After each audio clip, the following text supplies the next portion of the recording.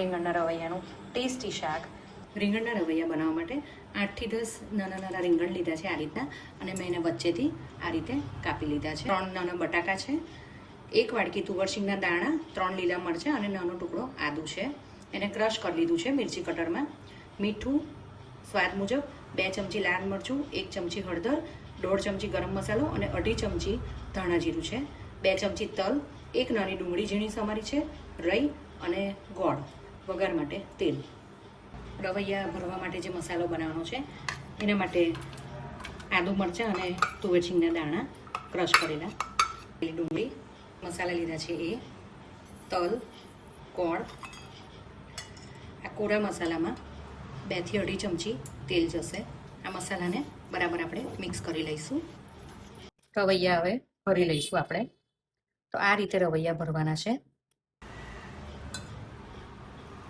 તેલ ગરમ થાય એટલે રઈ તકડી જાય એટલે રીંગણને આપણે પેનમાં મૂકી દઈશું.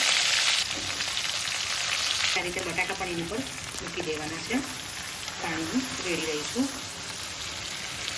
હવે એને ઢાંકીને ચડવા દેવાના છે. 7 મિનિટ થાય એટલે આ રીતે થોડાક એને રીંગણને ઉપર નીચે ફેરવી લેવાના. રીંગણ ચડી ગયા છે. ધાણા 1 થી 1.5 મેં પાણી બીજું ઉમેર્યું છે, કારણ કે મારા ઘરમાં આ શાક સાદી ખીચડી સાથે ખવાય છે.